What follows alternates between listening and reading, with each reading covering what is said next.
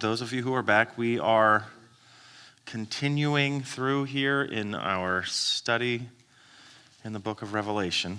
And we are at the section now in chapters 2 to 3 where we are looking at the 7 churches.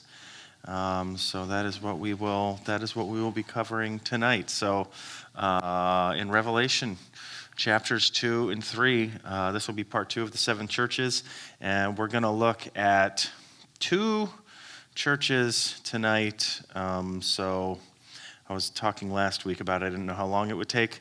It's going to be a lot to try to squeeze 3 in, so we're just going to do 2 this week, 2 next week, and 2 the week after. I don't know where that'll put us in terms of Christmas, but we're getting there. I condensed the purpose statement for the book, but just as a reminder to continually remind us where we're at and what this book is about, what it's doing, it is to remind God's suffering people of the victory of Jesus Christ over the power of Satan. So this theme is going to become more and more apparent, particularly as we look at these 7 churches and as we remember the historical context that those churches were living in. We're going to see how this theme is kind of strewn throughout the whole book here. So again, coming back to the 7 churches and just our little geography lesson here, we are in the region over there of modern-day Turkey, which used to be the province of Asia Minor, which was ruled and governed by the Romans, because basically pretty much everything in that map right there was Rome at one point. And as we zoom in, there's the 7 churches, and we did Ephesus last week after the introduction to the 7. We looked just at Ephesus last week, and this week we will be talking about Smyrna and Pergamos. So that is the subject matter for this evening, Smyrna and Pergamos, churches 2 and 3 of the 7. We'll remember that we are essentially have 3 different kinds of views that we're considering as we move through this, those being the preterist, the spiritualist, and the futurist. And we're going to do that as we go through the whole book. But in relation to the churches, you remember that the preterists believed that all of this was fulfilled in the 1st century there, in the time of the writing of this letter. So they would say that these 7 churches just represent the 7 churches themselves, and it goes no further than that. It's about those 7 churches in their immediate context. The spiritualist is going to see universal application all throughout the history of the church. Anyone who finds himself in a similar situation can relate to, learn from, glean from those churches, and it's kind of about any church in a similar situation too. And then the futurist has that representation of the various church ages throughout history. And just as a quick recap of that, here's all of them, and I've darkened the ones that don't pertain for tonight. You remember last week we talked about Ephesus, which would have been the church during the apostolic age there in the 1st century, up to about 100. That would have been represented by Ephesus. And then we will be looking tonight at Smyrna and Pergamos. And Smyrna would be indicative of or representative of the church enduring persecution, is likened to the church from about 100 to 313, which suffered under a series of Roman emperors. So somewhere around 100 out to somewhere around 300. So that would be in the historical lifespan of the church. Smyrna, if we were taking the futurist view, would represent that era, that 200-year period there. And then Pergamos would be a church compromised with carnality and false doctrine. We'll talk about that tonight, much as the church became from Constantine's Edict of Toleration in 313 until the rise of the papacy in 500, roughly. So there you have it. If you're tracking along, following along at home, that's how those work, and we'll see that as we go. So here we go. Church number 2 of the 7, and that is Smyrna.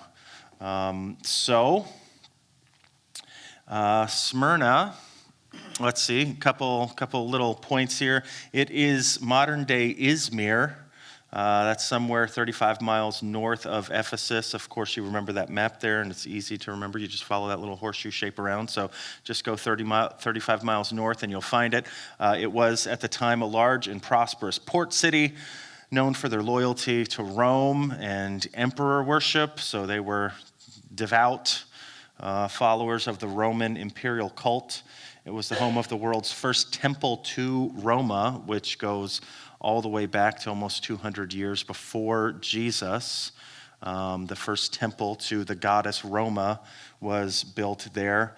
And Smyrna had been destroyed sometime around 600 BC, and it laid in ruins for 300 years until it was raised from the dead, if you will. That will be significant here in just a little bit more time. But the city lay in ruins, and for all intents and purposes was done for 300 years until it was reestablished. Some 100 years after that was when the imperial cult started to be recognized there. So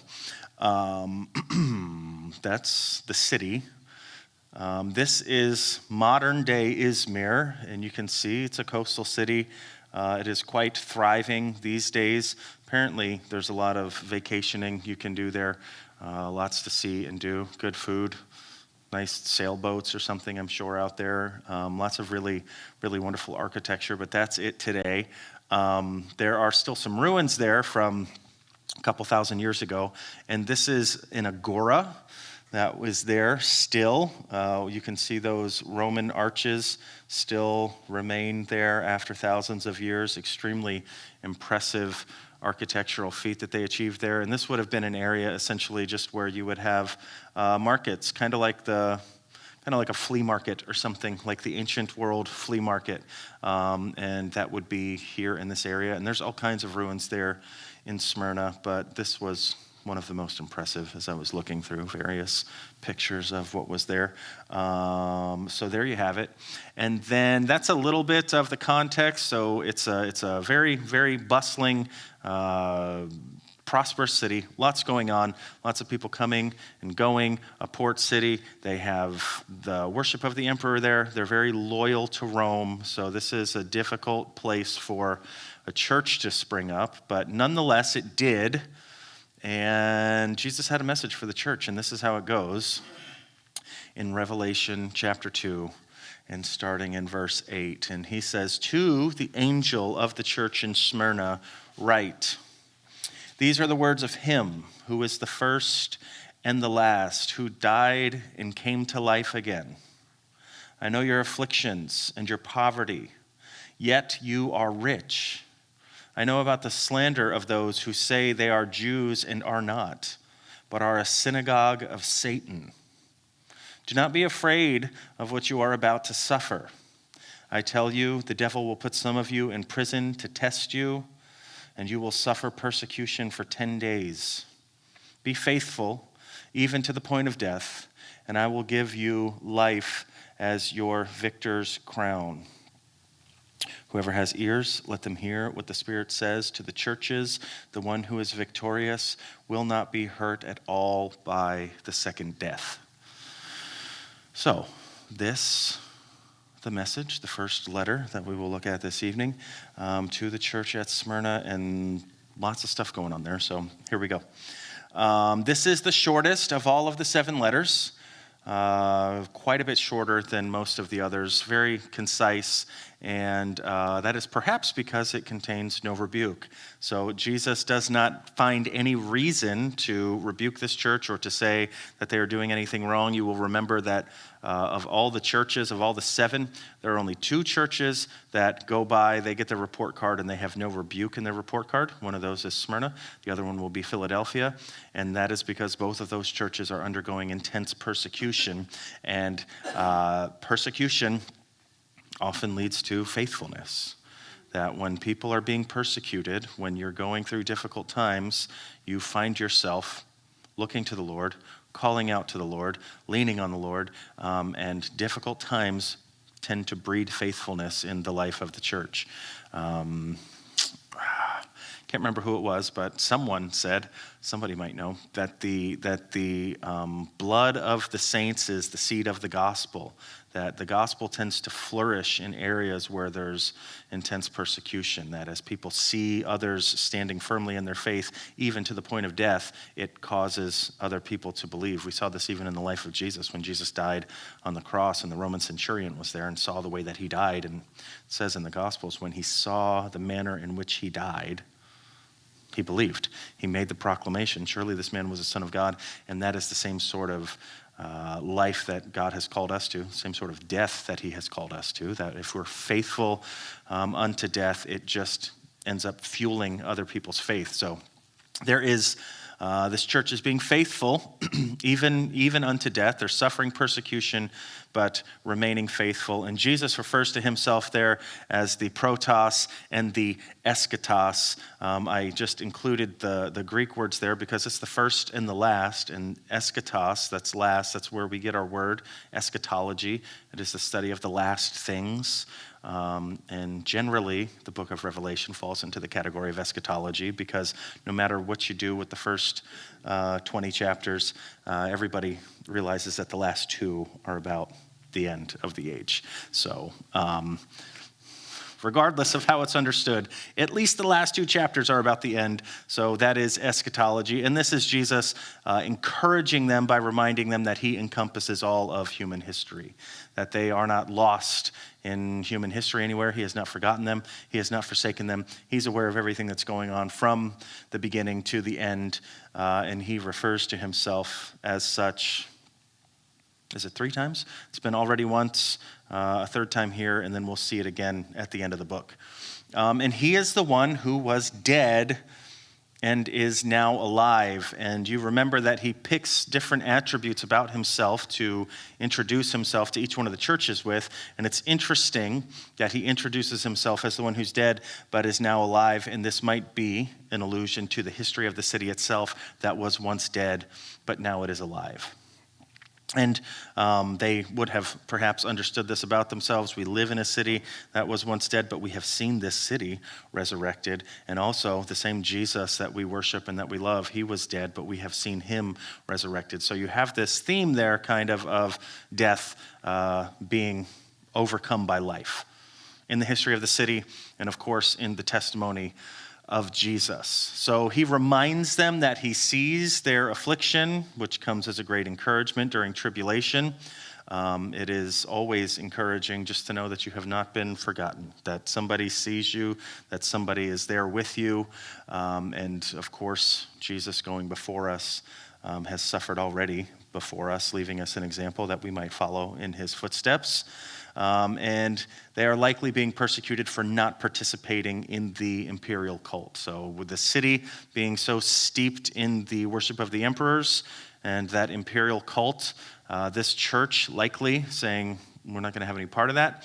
And that is leading them either to be ostracized, to be pushed out from the community, to where they can't buy, sell, trade, those sorts of things, which is going to come up later in the book, where they are kind of on their own, and at worst, at best, ostracized, at worst, actually being killed, actually being crucified, beheaded, any other of the various ways that they would find to kill someone.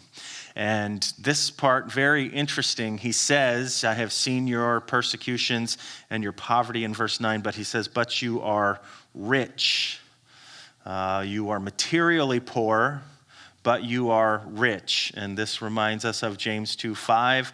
Has not God chosen those who are poor in the eyes of the world to be rich in faith and to inherit the kingdom he promised those who love him? So if you're poor in the world's eyes, often that leads to a spiritual prosperity, that when your earthly state is meager, it's kind of the same thing in the persecution. Even if you're not being persecuted, when you find yourself without, when you find yourself poor, when you find yourself not knowing where your next meal's coming from, you are much more inclined to turn to God and to ask God for help and to be searching after God in your poverty, which then makes you spiritually rich. This is, of course, in the Beatitudes, in the Sermon on the Mount. In Matthew, blessed are the poor He says in spirit, for theirs is the kingdom of God, that the ones who are poor in spirit have a kingdom, the wealth that they are waiting to inherit. And in Luke, the Sermon on the Plain, it's much less. He just said, blessed are those who are poor now, for you will be rich. And that is essentially to say that meager living here in this earth doesn't mean that if you're poor, you're going to be saved, but you are much more inclined to, it's hard for the rich man to enter the kingdom of heaven, right? When you have everything, you don't think you need anything. When you have nothing, you know you need something, and oftentimes that's something you identify as Jesus. So, and this is in stark contrast, which we will see when we get to the church of Laodicea, the last of the seven, who in Laodicea, they say, I am rich. And Jesus says, but you don't realize that you are poor, and you are naked, and you are blind. And he, really bad report card for Laodicea. But they who are materially wealthy are spiritually bankrupt. And Smyrna here, who is materially bankrupt, is spiritually rich. And this is what Jesus says to the church. And then he says that they are being persecuted by the synagogue of Satan. And historically, Smyrna had the largest Jewish population of any Asian city, any city there in Asia Minor. Again, Asia Minor being modern-day Turkey, not actually having anything to do with Asia as we would know it today, but the province of Asia. So there was a large Jewish community there after the dispersion of the Jews. They went all kinds of various places, and they ended up over there in Turkey. And there was a big contingent of Jews. He refers to them, Jesus does, as those who say they are Jews but are not, and this is almost certainly a reference to Jews who rejected Jesus. So in 1 John, we read this, every spirit that acknowledges that Jesus Christ has come in the flesh is from God, but every spirit that does not acknowledge Jesus is not from God. This is the spirit of the Antichrist, which you have heard is coming and even now is already in the world. So this from one of John's epistles, of course, the same John who's writing the book of Revelation, talking about the spirit of Antichrist. We're going to get into more talks about the Antichrist in Revelation, obviously. But the thing that defines Antichrist, or the spirit of Antichrist, is that person who would say that Jesus did not come in the flesh. And when he's saying Jesus here, he is talking about the proper perspective of Jesus, the actual incarnation of God on earth. Not to say, yeah, the human Jesus, the guy who was a good man and a good teacher, not that. If you say he was just a good man and a good teacher, you're denying that God came in the flesh. And this is what he's saying. If you don't receive Jesus as the Son of God, as the Messiah, then he says you are being controlled by the spirit of Antichrist. And we've talked in here a couple times in the past about the fact that modern day Israel, the nation of Israel today, by and large, in their Orthodox Judaism, rejects Jesus as the Messiah. Modern day Israel is then under the spirit of Antichrist. They are being ruled by the spirit of Antichrist, who does not receive Jesus as the Messiah, and that is taking everyone to hell. That is your destiny if you reject Jesus as the Son of God. And that is what's going on. And it has been going on for a long time. There have been Jews from the very beginning. The first Christian church, it started from Jews. They were all Jews. And then it spread to various Gentile regions. But there were lots of Jews. Paul, if you recall, and all of his friends, Jews, and they hated Christianity, and they persecuted Christians. And it seems as though here in Smyrna, there was a contingent of Jews, maybe a bunch of them, who rejected Jesus and did not receive him. And then Jesus here conflates synagogue, which is the place of gathering for Jews, and Satan. And this is a synagogue, he's saying. This is a place where the Jews gather, but they are gathering under the name of Satan at this point and not under the name of God. They think they're gathering under the name of God, but they are actually rejecting God who came to save them. Pretty tough indictment. But that's whom he says when it's talking about the synagogue of Satan. You shouldn't be thinking about a bunch of Satanists getting together with, black robes on and pale skin and drenched in blood and doing human sacrifice. When he says the synagogue of Satan, he's talking about a bunch of Jews getting together, standing around, reading Torah. That's the synagogue of Satan. But saying, no, Isaiah 53, that's not about Jesus. We're still waiting. We're still waiting for Messiah. So we'll see what the temple of Satan looks like before we're done tonight in the terms that you might be understanding it, but it's not this one. This is just the Jews who reject Jesus. And he says, don't be afraid of them. Don't be afraid of these people who are persecuting you, who are dragging you off and having you thrown into jail. Don't be afraid of them. In this, Jesus says, in Luke 12, I tell you, my friends, do not be afraid of those who kill the body and after that can do no more. But I will show you whom you should fear. Fear him who, after your body has been killed, has authority to throw you into hell. Yes, I tell you, fear him. So this is Jesus giving the same sort of reminder here to the church in Smyrna that he gave to his disciples when he was here on earth preaching. And he's saying, don't fear the people who can kill your body, because who cares?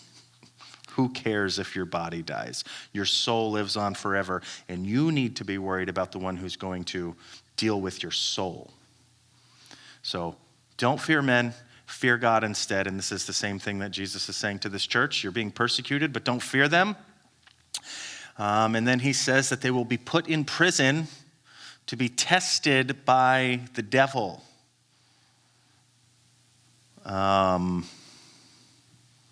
This probably conjures to mind ideas of torture and those sorts of things, and very likely that is what was going on. Very likely in a lot of these places and in a lot of circumstances, people were being tortured in order that they might renounce their faith and pledge allegiance to, in this case, Rome, pledge allegiance to the emperor, bow the knee to the emperor, and not just in submission to his earthly authority, but in a spiritual sense, that they would worship the emperors as gods. So they would be being coaxed into or tortured into pledging allegiance and worshiping the emperor instead of Jesus, and they were being tested, it says. It's interesting because I don't know that test is actually the best English word there, although it does kind of get the point across for us in English. But in Greek, we've talked about this, I believe, in here before. The word for tempt and the word for test in Greek are the same word. They get translated different ways in your Bible, sometimes temptation, sometimes testing, and that has to do with the person who is using the event and what their desired outcome is for the person who's undergoing it. So you think about it like this, that a test or a temptation is an event or it is a thing, and when you come to that thing, this obstacle, we'll call it, it is the Lord's desire for you to overcome that obstacle when you come to it, to rely on him, to trust in him, to endure that obstacle, that pain, that suffering, and to maintain your faith in him. And God uses that as a test. He is testing. We talked about this on Sunday in here. God's not testing our faith in order that he can find its limits. He already knows where it is. He's testing our faith in order that we might understand how far our faith goes. And that is a test. But it is that same thing, that same obstacle, that when you come to it, the devil is hoping that you fail. He's hoping you take your eyes off of Jesus. He's hoping you bend the knee to the emperor. He's hoping that you put your faith in man and in things instead of in Jesus. And in that regard, it is a temptation. So it's the same word. It is just the desired outcome in that instance that depends on how it gets translated in English. And actually in this, the obstacle, the imprisonment, and the presumable torture that is going on is actually a temptation. And it is a temptation not to trust in Jesus and to turn away from him and to pledge allegiance to Caesar. in James 1 and verses 2-4. Consider it pure joy, my brothers and sisters, whenever you face trials of many kinds, because you know that the testing of your faith produces perseverance. Let perseverance finish its work so that you may be mature and complete, not lacking anything. And this is exactly what Jesus is saying. This is the promise that he's making to the church at Smyrna. You are being tested. Endure. Don't give up. Persevere through the temptation, through the trial, and you will receive the crown of life. And that is what they're being persecuted, they're being tormented, and they are enduring. The testing of their faith is producing perseverance. So pretty good report card for these guys. There is the bit in there about the 10 days, and you might have been wondering, what does that mean? And there are various interpretations of what that means, as you might not be surprised.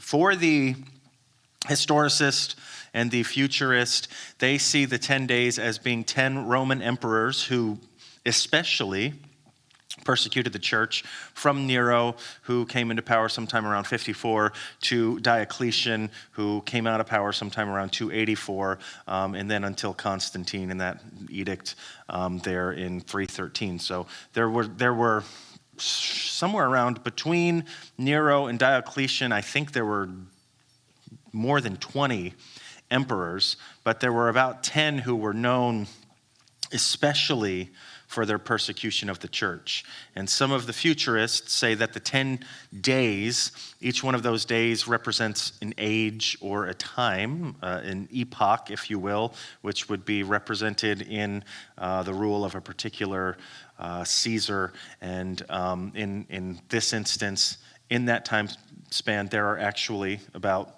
10 who were specifically known for persecuting the church. And the last one there, Diocletian, actually his reign was for 10 years. And he was the last one who really persecuted the church, and then Constantine came along and fixed all of that, basically. Different kind of persecution might have come. But he ruled for 10 years at the end. So it's kind of compelling, the dates there that go along with it. But 10 days also can be a Greek expression which signifies a short amount of time, and that is in comparison to the 3.5 years of Jacob's trouble of testing that will take place across the whole earth. That 10 days, it's kind of like, it just represents a short amount of time, like a week, or I'm trying to think of one of the expressions. What do they say in the olden days to represent a particular period of time? I thought of one the other day, but then I was told I wasn't supposed to say it anymore. I didn't realize it was a bad thing. A coon's age? Somebody said, you can't say coon's age. And I was like, why? It's talking about a raccoon, right? This is what we're talking about? It's not, like I always thought that's what it was, but I guess it can be taken the wrong way. We'll have to remove it from the internet record here. But I thought it was just like like as long as a raccoon lives. I thought that was a coon's age. I don't know what it was. But something like that, an expression like that, and it just means a short amount of time by comparison to a long old time. Days could also signify years. It could be 10 years, or they could just be literal 10 days. The choice is yours, how you will understand that. Of course, we are kind of leaning on the side of perhaps it's all of those in some way, shape, or form. Perhaps all of these actually kind of work, and there are a multiplicity of interpretations to be understood here, because maybe God is just that wise and beautiful. So we have this. Here you go. Among the historists and some futurists, Smyrna is believed to represent the church during the period of persecution under the Roman emperors. So this is in that couple 100-year span. This began with the brief but severe persecution under Nero in 64 AD, but became more focused and deliberate under Domitian and many of his successors, from about 95 till 313. The 10th of these, it is said, began under Diocletian and lasted 10 years from 303 to 313. The year for a day interpreters, those are the historists, believe that the 10 days of verse 10 of tribulation promised to the Smyrnian Christians corresponds to 10 years of this final persecution. The 10 days of Smyrna is one of the greatest arguments for the messages of the 7 churches being applied to successive ages. This divine time measure forces the issue. So that's from Steve Gregg, and that basically is just a more concise and coherent explanation of what I just went on about. So it is a pretty good point of consideration.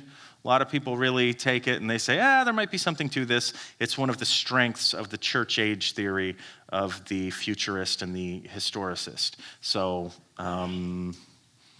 write that down if you're keeping track. And we move on. They are not promised protection, but reward for faithfulness. This, of course, is the truth of the Christian life. Be faithful unto death, and you will receive the crown of life, he says. So if you are faithful unto death, you receive the crown of life. And like Smyrna, and much more like Jesus, you will be raised to life. That you have this city that was dead and is now alive. You have Jesus who was dead and is now alive. And he's saying that you, if you are faithful unto death, just like the city that you live in, just like me whom you are looking to, you also, who end up dead, will find new life. And this is the promise that he's giving them, that you're not promised protection from death, not promised protection from persecution, but you are promised reward for your faithfulness. And that reward is a crown of life, eternal life. So Jesus overcame death itself and will protect them from death. Whoever has ears, let them hear what the Spirit says to the churches. So this goes out. We talked about the fact that all of these messages, while they're even addressed to individual churches, it was an encyclical, so it was going around to all of the 7 churches, and each one of them, while maybe specifically Jesus is talking to this one, doesn't mean that the other ones aren't gleaning from that too. And he says specifically here that this message is for the churches. So it's for all of them, this promise that the one who is victorious will not be hurt at all by the second death. So if you persist and you remain in your faithfulness, it does not matter what man does to the body, they cannot touch your soul. And if you are faithful until the end, you are promised a resurrection into new life, into eternal life with Jesus. And that's the message and the promise for Smyrna. And then there is Pergamum, or Pergamos, and here we go. Nicole has a question. Just real quick before we leave Smyrna. So this letter of John was circulated, I think you said, to the horseshoe, all the churches. Mm-hmm. So do we know how it was received? By that I mean that's a pretty incendiary thing to say about the synagogue of Satan and things like that. So did the Jews of the time who weren't believers in Christ, did they get wind that this was how they were being described, and how was that received and that sort of thing, or do we know? Yeah, so she asked how the Jews, particularly the ones being referred to as the synagogue of Satan, how that landed with them and what their response was. I don't know. It is incendiary. It is quite a condemnation. I would presume that if Jesus called them that, they probably remained in that, would be my presumption. They might have, as they continued to see their persecution, see these people suffering and clinging to their faith, and even some of the Jews who were converted, pleading with them, and it may have come about, but I have no idea. It's an interesting consideration. What was happening with the emperors? So we know the emperors you just described were persecuting the Christians. Mm-hmm. So during that same period, Nero to all of those emperors, how are they treating the Jews at this time? Well, that it is dependent on their allegiance and on their loyalty to the imperial cult. And what you found was that most of them would, in some way or another, compromise. And that comes a little bit later in the letter. That's when, for the preterists, for the ones who see the fulfillment in the first century, when it's talking about the mark of the beast and all of those things, and essentially if you see the beast as whoever the sitting emperor is at the time, if that is the Antichrist, the embodiment of Antichrist, then to receive the mark on the hand or the forehead is essentially a symbol of allegiance. It's a symbol of your will, and it's a symbol of your actions, what you're doing, essentially with your mind and with your hands. And if you pledge allegiance, then you get to live, and if you don't, then you die. And the warning is there for the people who are giving themselves over to it. And we're told that many of them did. So by and large, I mean, Jerusalem falls in 70 and then is kind of like utterly destroyed 30 or 40 years after that, just forever and ever. So yeah, the little pockets of Jews, I would suppose, probably learned how to give a little, if they survived, they gave some kind of nod, some kind of false pledge. There's a really great movie. It's called Silence. Has anybody seen it? Have you seen it, Neffy? Yeah. It is really difficult to watch. And it's essentially about these Catholic priests who are missionaries, and they are in feudal Japan trying to spread the gospel, and they end up they're meeting in secret because there's an imperial cult in Japan too, and they are out hunting them down, and what they do is they get the leaders of the churches, right, and they torture and torment them, and they try to get them to renounce their faith, because if you can get the pastor to stand up there and tell everybody this is, a sham, well, then you can knock everybody else down too.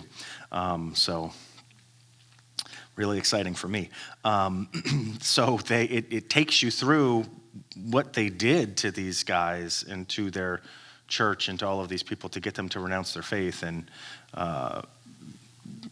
kind of a spoiler alert, it's a Martin Scorsese film, so it's like this long, and it's just like, it's like a journey getting to the end of it. But in the end, they essentially compel the priest, this young priest who was faithful and who was devout and who went through all of this hell, they get him to renounce his faith in Jesus at the end. And it's just like devastating. You're hoping, that he has this William Wallace moment where he just clings to what he believes and dies, but that's not what happens. And then he actually ends up working for them, hunting down and finding other Christians. And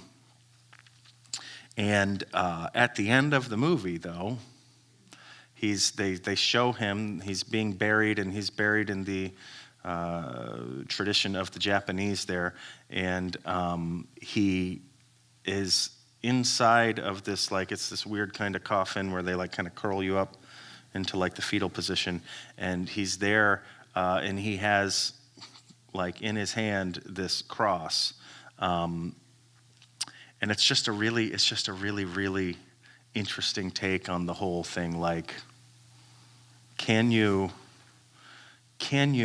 with your mouth actually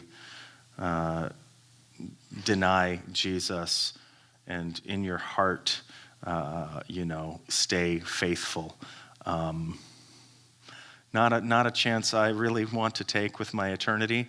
But the question is, can you survive in the cruel world that wants to kill you, and tell them what they want to hear, and get along with your life while you still maintain your faith? And I think in a lot of ways, we all do it every day to a certain degree. We all have moments where we could stand up for Jesus, for what we believe, and we don't do it, and we kind of have a small denial in our hearts, a small moment where we disassociate ourselves from Jesus when we shouldn't. But in our hearts, we still are devout. We just fail him in those moments. And it's really interesting. I don't recommend that anybody count on the fact that, Jesus said, if you deny me before men, I'll deny you before my Father. So, if you just take it at face value, that's not really a good outlook.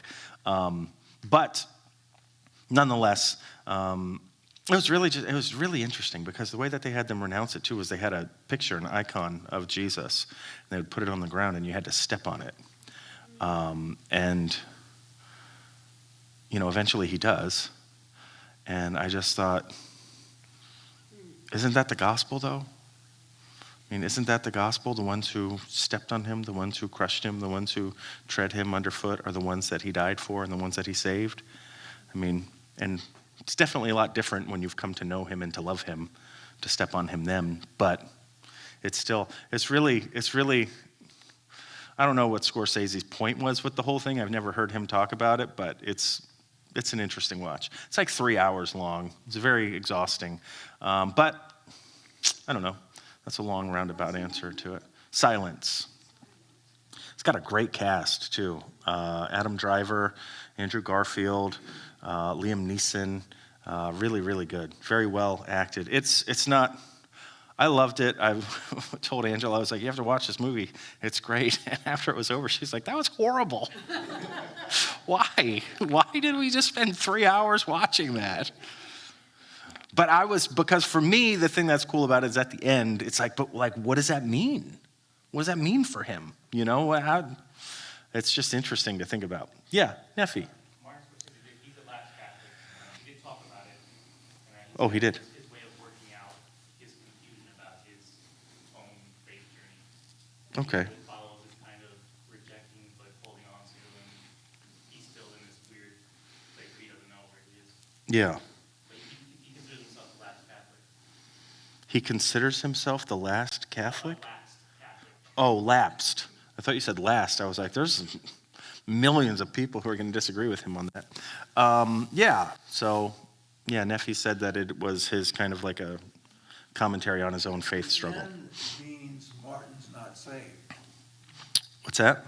The end, you said, what does the end mean? Yeah. It means Martin is not saved. Yeah. If that's his take on it, then I would say that it would mean that. It's you want a really strong profession of faith from anyone who claims to be in Jesus. Only God knows at the end of the day, but from what we can tell, from the information that we have, if somebody's wishy-washy about it, I'm in fear for your soul. You don't want wishy-washy. You want somebody to make a firm profession. Anyway, it's interesting, and I kind of was almost like, it might be just like trying to get in there just to like as a deceit. It might just be this really, really deceitful movie. But anyway, enough time on that. Pergamum. This is where it gets fun. This is where it gets real fun. We'll probably get into some trouble here too, so we'll see how it goes. Pergamum is 50 miles north of Smyrna, so just continuing to go north there, way up there in the north, 50 miles north of Smyrna. It was the capital city of the Roman province of Asia. So in the Roman province of Asia, Pergamum is the capital city. They had 24/7 burnt offerings to Zeus. So historians talk about the fact that the temple service never stopped there. They had a fire going nonstop, and on top of that fire, they were putting animal sacrifices who would burn, and there was a continual plume of black smoke going up into the sky, which reminded everybody who was there all the time, any moment of the day, you looked at the skyline, you saw this black cloud of smoke going up to Zeus, and everybody remembered who we serve and who we worship here. And it never stopped. There was also, historians talk about a foul stench that just kind of loomed in the air there in Pergamum. Even though it was a very bustling city, much like Smyrna, it stunk. It stunk like burning flesh. And we talked about Ephesus being the New York City, and if Ephesus was the New York City, Pergamum was the Washington, D.C. It was the political capital of Asia Minor, where all of the politicians and the movers and shakers lived. Had the second largest library in the world with 200,000 volumes in it. It's pretty impressive, even by today's standards. That is a big old library. So it was quite prominent in the ancient world. This is an artist's depiction of Pergamum. I got a better one here, but I included this one because I found it. You'll see right down over here is that altar to Zeus down there in the left, that kind of U-shaped thing. You see the smoke going up there. You have the agora up there in the top. There's a couple of various temples, one for Tiberius, I believe. There was another one for Athena, some other temple right there. They had, I think there were something like 10 temples to various Roman gods there. So a lot of religion taking place there. Here it is. This is an actual photo of the ruins, and then they kind of superimposed some computer graphics on top of that. But there is, you can see they had an amphitheater there. They had an amphitheater in all the great Roman cities, and it kind of was just carved right out of the side of this mountain, and then it's set up on top of this mountain, and it was the highest place in the area. And here is a picture of the actual ruins of it today. So you can see it's up there on top of this mountain. The amphitheater obviously is right there, and you can see some of the various ruins that are left over. And I'm trying to locate where the altar was, but I can't. I wish I could tell you right off the top of my head, but it's somewhere right up there on top of the mountain. So this is Pergamum, another really prosperous and busy city in the ancient world. And this is what Jesus had to say to the church there. To the angel of the church in Pergamum write, these are the words of him who has the sharp double-edged sword. I know where you live, where Satan has his throne. Yet you remain true to my name. You did not renounce your faith in me, not even in the days of Antipas, my faithful witness, who was put to death in your city where Satan lives. Nevertheless, I have a few things against you. There are some among you who hold to the teaching of Balaam, who taught Balak to entice the Israelites to sin so that they ate food sacrificed to idols and committed sexual immorality. Likewise, you also have those who hold to the teachings of the Nicolaitans. Repent, therefore, otherwise I will come to you and will fight against them with the sword of my mouth. Whoever has ears, let them hear what the Spirit says to the churches. Again, plural. To the one who is victorious, I will give some of the hidden manna. I will also give that person a white stone with a name written on it, known only to the one who receives it. Oh boy, here we go. What could go wrong here? All right, so you have there, the first thing that jumps out for us here is Satan's throne there in verse 13. I'm sure everyone's wondering what Satan's throne is. We had Satan's synagogue previous, and I told you that was Jews. Satan's synagogue would have looked very much like something very kosher. Just a bunch of Jews getting together and reading Torah. That was Satan's synagogue. Satan's throne, on the other hand, not so friendly. It is perhaps a reference to the capital city, the whole city there of Pergamum, because it's like a throne. It's the capital city. Obviously, this is where the decisions are made. You could see that being referred to as a throne. Perhaps it is that, but it is also more likely and more specifically a reference to the altar of Zeus, who was the chief god of the pantheon, him being the one who the offerings were going up to all the time. He had the altar there, and this is a close-up shot of the ruins of the altar, what would have been known as Satan's throne. And there is only the foundation left there in that ruin, and that is because sometime in the late 1800s, a German archaeologist went to visit this place in Turkey. He saw those ruins, and he actually moved them to Berlin.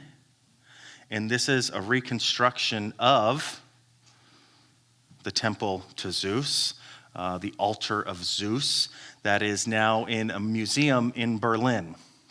And you can see the little frescoes there, and there it is reconstructed. I don't know how much of it is actually original. You can tell that obviously the steps are newer. I'm sure that some of those pillars and columns are original, but they reconstructed it. They moved the whole thing to Germany. They reconstructed it. Hitler actually ended up giving one of his speeches, one of those great speeches that Hitler gave. Infamous speeches, maybe I should say, that he gave, was right in front of this. And I'm going to go there just because it's just so interesting. Much was said about one of our previous presidents who gave his acceptance speech in Denver. This is Barack Obama, and I don't know who designed his stage. I don't know who he was talking to, but it is like uncanny, the similarity there between these two structures. Even the trim along the top of all of those things. And then you have him there at the top of the stairs, which is where they would have brought their offerings up to the top of the stairs to give them. So, I'm not one of those guys, but I mean, that's, if it wasn't intentional, it's a big oopsie daisy.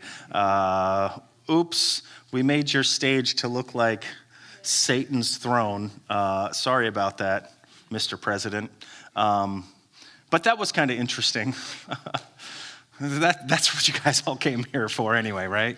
That's why everybody's here. We want to show us what's going on in the world today. But anyway, there you have it. Satan's throne.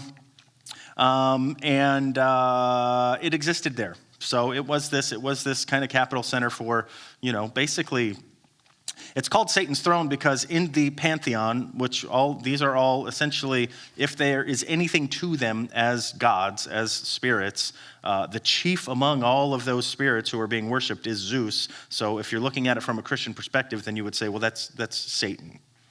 If these false gods actually represent any kind of spiritual force, then Zeus would be the devil. He would be Lucifer himself, and that's where the name comes from. So the church remained faithful even during the persecution of Antipas, and nobody knows exactly who Antipas was, besides the fact that he was a faithful witness. You remember, martyr is the Greek word for witness. They are interchangeable, so he was a faithful witness. Even when he was being threatened, even when others around him were being threatened, he remained faithful. He did not renounce Jesus. He did not turn his back on Jesus. He remained faithful. And the church is being likened to him. So Jesus is saying that this church, you guys are faithful. You guys are being faithful even unto death. You're being faithful even as to give your lives for the gospel, just like Antipas, whoever that was. And they remain faithful, even though they live where Satan lives. They are essentially like behind enemy lines. They are living in enemy territory. They are living in, it couldn't get any worse. There's no other place on earth that would be a depiction essentially of hell, of what hell is, than Pergamum. And he's saying, and you guys are enduring faithfully there. You're living faithfully in Satan's living room. And the mention of the double-edged sword, that's how Jesus introduces himself. Remember, I am the one, these are the words of the one whom has the double-edged sword, is likely to contrast the violence and the power of the enemy forces, that they were being, the church was being attacked with the sword, and Jesus said, it's me, the Lord, I'm the one with the double-edged sword. If anybody's worried about a sword, they need to be worried about this one right here that's coming out of my mouth. So that's the praise he gives them. But he says, nevertheless, I have some rebuke. And he said that they tolerated the teaching of Balaam and of Nicholas, presumably, the Nicolaitans. Though they had remained mostly faithful, corruption was beginning to work its way into the church. So they had been mostly faithful. And he said, you guys have been doing a good job there in Satan's hometown. But nevertheless, there are some of you who are beginning to let heresy creep into the church. And that's whom he's talking about with his rebuke. The teaching of Balaam goes all the way back to, this is a very clear Old Testament reference in Numbers 31. We're told that Balaam taught Balak to put a stumbling block before the children of Israel, to eat things sacrificed to idols, and to commit sexual immorality. Additionally, what Balaam did, he did for money. And whether those in Pergamos were teaching false doctrine to pay or for pay, or simply teaching false doctrine, we do not know. What is evident is that sexual immorality and compromise with idolatry were being tolerated and even advocated by some in the church. So the teaching of Balaam is essentially that teaching that is leading people astray, that is leading people either to reject sound doctrine for financial profit or to reject sound doctrine for worldly pleasures. One of those two, and he equates that to Balaam. Peter talks about it also. I think it's in 1st or 2nd Peter. You can read them both in about 10 minutes. Peter talks about the fact that the teachings of Balaam are infiltrating the church that he's writing to. So they use that kind of as a archetype or a motif, Balaam. And then you have the Nicolaitans, and this is the same thing that we learned about them last week. Whereas in Ephesus, if you remember, he praised the Ephesian church because they did not accept the teaching of the Nicolaitans. That was one of his commendations for Ephesus. Here, he says, you guys are listening to these guys. So some of the early church fathers identified the Nicolaitans with the followers of Nicholas, who was one of the 7 men selected to serve the church in Acts 6:5, but later became a heretical teacher. Some modern commentators suggest that Nicholas was a disciple of the Gnostic heretic Cerinthus. Whoever the Nicolaitans may have been, their teaching is compared in verse 15, that is right here, with that of Balaam, who advocated for sinful license in idolatrous practices and sexual immorality. So we talked about the fact that there, especially in Ephesus, with the temple of Artemis, there was the temple prostitution that was running rampant all over the place, that the sexual immorality became a form of religious worship in all of these pagan and godless cities. So that sexual immorality, not usually just like in a general setting, like with your neighbor or something like that, but more or less in a religious setting, going to one of these temples and worshiping one of the gods or goddesses through sexual activity. And they were letting that in. So in Smyrna, or in Pergamum rather, this starts creeping into the church, the teachings of Balaam and the teachings of the Nicolaitans. And he says, you gotta stop that. So his warning is, whereas in Ephesus they had no tolerance for the Nicolaitans, the church of Pergamum had compromised. And Jesus threatened to fight them himself with the sword of his mouth in order to maintain the purity of his bride. And this is what he says, if you don't repent, he said, I myself will come and I will fight them. I will destroy them with the sword of my mouth. And he's not talking about people outside of the church. He's talking about people inside of the church. Because judgment begins in the house of the Lord. That is where it begins. And he says, if you don't get these guys out, I will take care of it myself. Now, what does that mean? It's up for discussion. Jim? Well, I was just saying that his punishment to the church was hardly anything compared to what his promised punishment to Ephesus was. Yeah. Yeah, in Ephesus he talked about removing the lampstand, which seems to be an indication of eternal damnation. I mean, if the lampstand is removed, we're assuming that is being taken out of the presence of God. Here he doesn't threaten them with that, but he does say, I'm going to come take care of the problem. Yeah. Yeah. That'd be worse. Yeah. And it could, I suppose, it's open to various levels of interpretation, but yeah, it definitely does not seem as, I don't know. I don't know if Jesus removing your lampstand or him showing up with a sword coming out of his mouth that's coming like straight at you. I don't know which one of those is worse. If he, strikes you through the head and takes you straight home, I guess that's good. But to preserve the church, not to pull its lampstand. Yes, That is a great distinction to be made. He said to preserve the church instead of pulling the lampstand. So yes, in that regard, very well said. The church there in Pergamum would be being preserved, whereas the church in Ephesus would be being removed altogether. That is good. Very good job, Jim. Thank you for that. So quite a bit more, yes, severe. But, imagine if Jesus came in and started cleaning house. I might have to duck for cover myself. All of us, if we search our hearts, might be something hidden in there.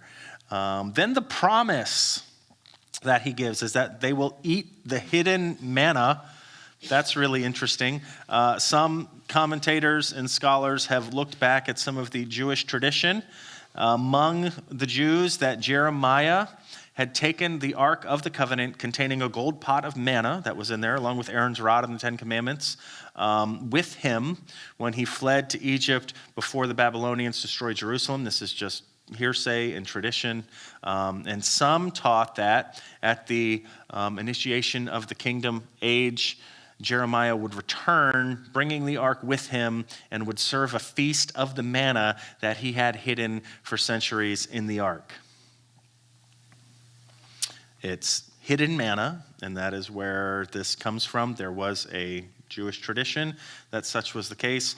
There's no biblical attestation to that, so who knows? But sometimes Jesus riffs off of the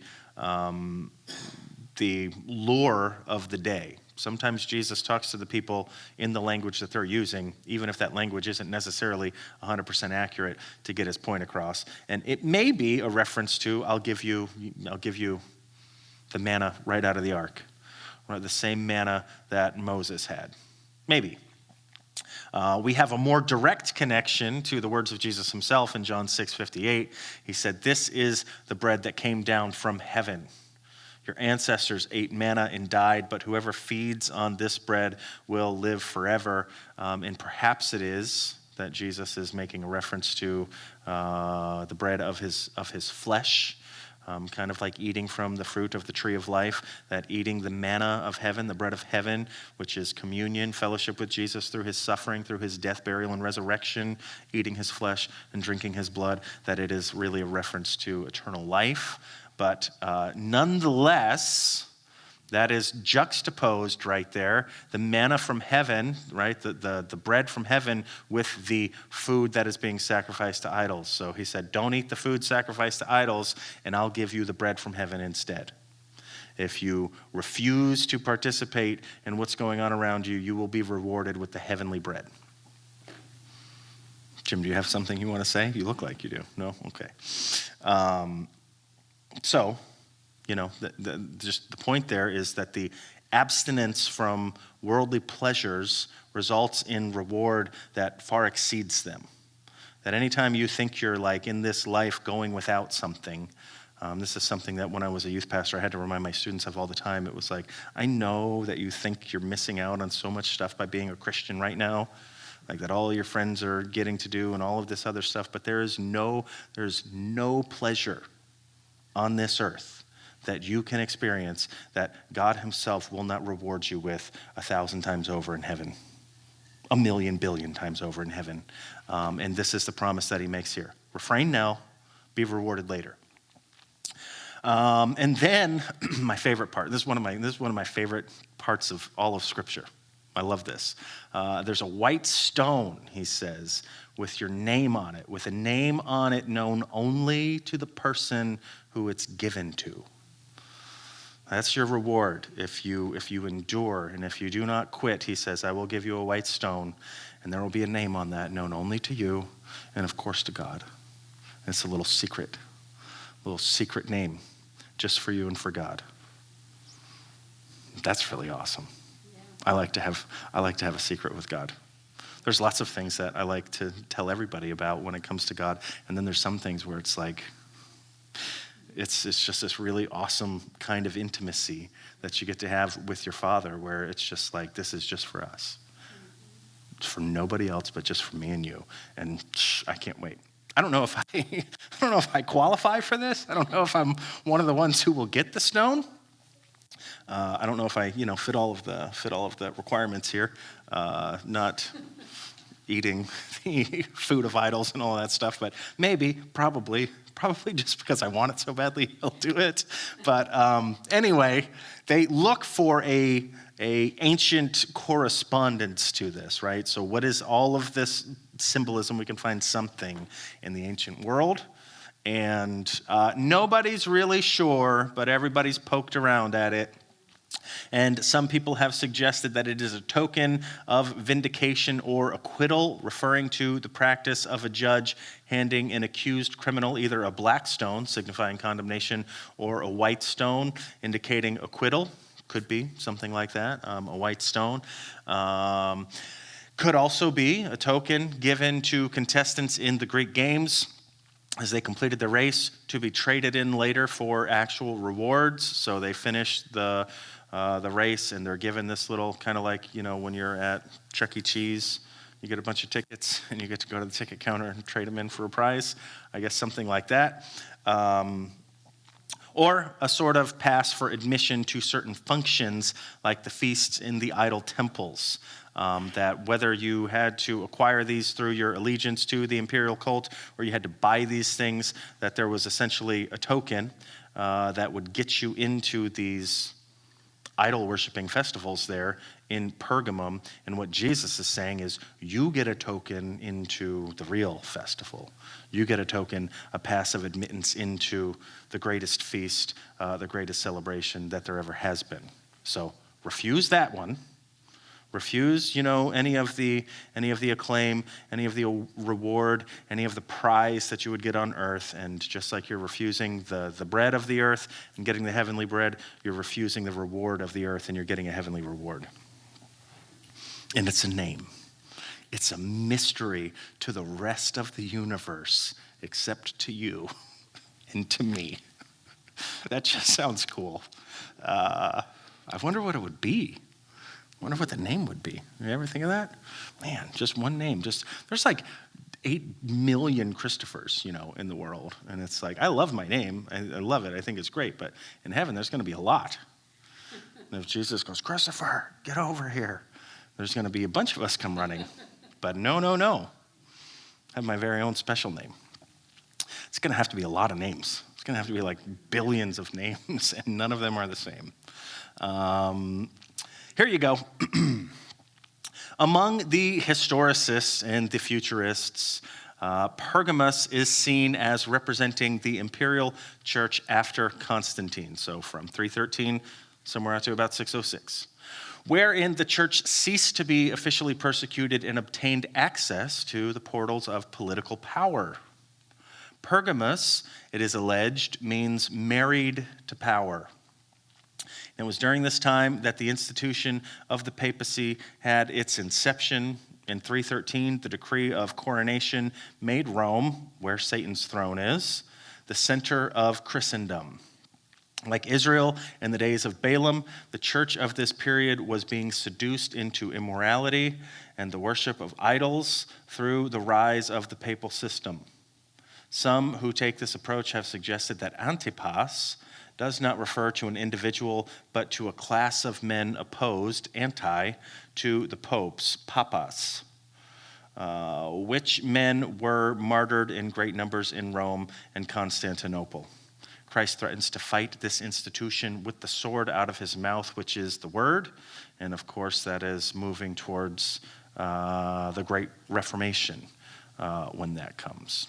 So, for that futurist approach, the one that we are all so familiar with, if you are looking for this church to represent a church age, the church age that it would be representing is the one essentially there where Roman Catholicism really, really takes hold and becomes really dangerous because it's just this thing that's just so close and so far away at the same time.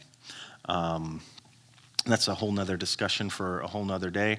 I think that there are many many true believing Catholics in the world. I think that you can come to faith, true, genuine, saving faith in Jesus through the Catholic Church, but there's a lot that they get wrong. And there is a lot that can lead people astray. But I'm not going to stand here and say that everybody in the Catholic Church is all going to hell.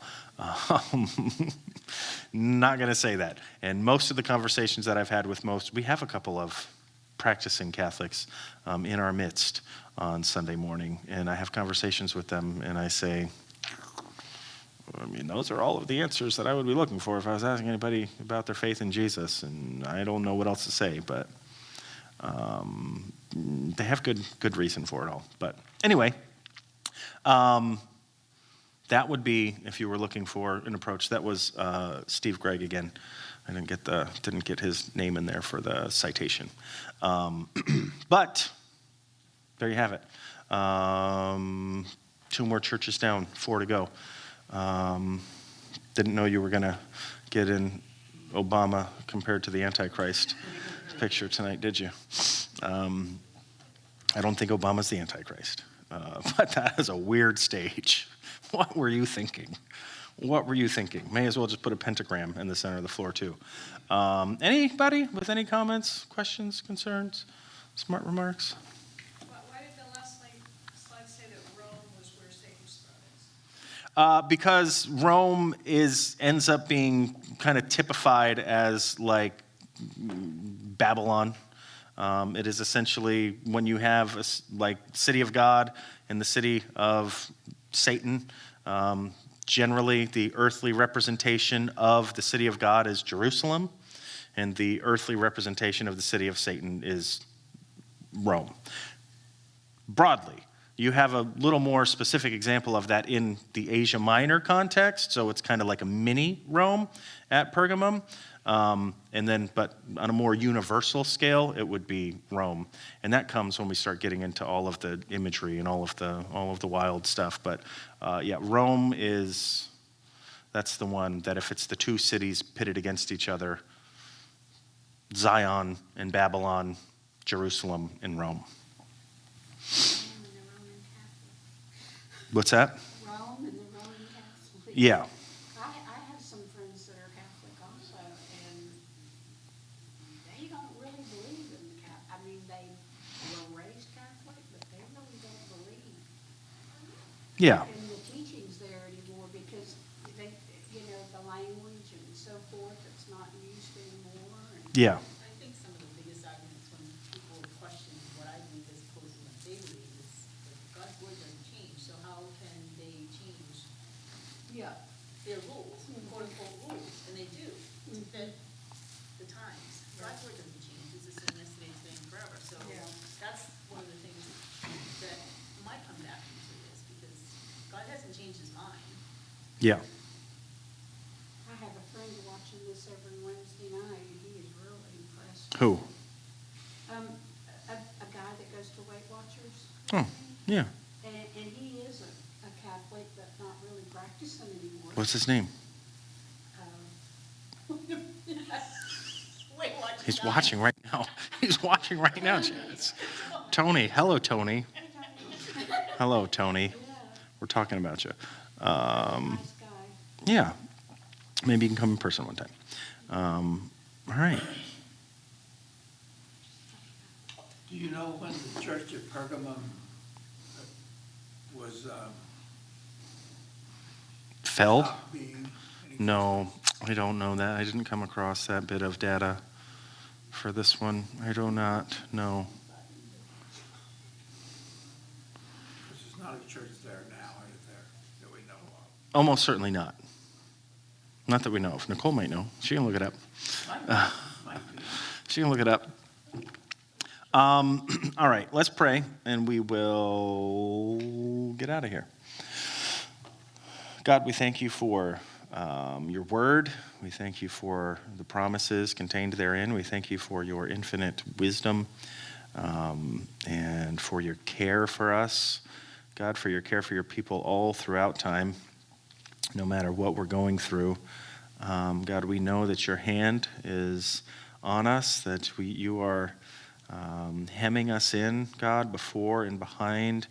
And no matter what our circumstances, God, you are working in the midst of it. And I just pray for each one here, each one who might be watching from home, that you would just produce in us just a spirit of faithfulness, a spirit of steadfastness, where we would not compromise, God, in anything, where we would not bend a knee to anyone, God, or we would not give recognition to anyone other than you, that our hearts would be wholly devoted to you and committed to you, no matter what that might cost us in time.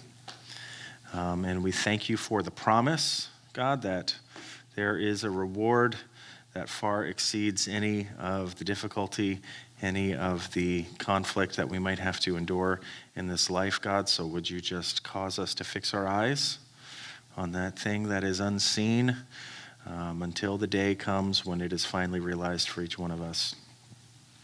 Go with each one from this place, God. Bless and encourage and strengthen and equip each one for the tasks that you've set before us. We ask it all in your name. Amen. Amen. I almost fell off the stage.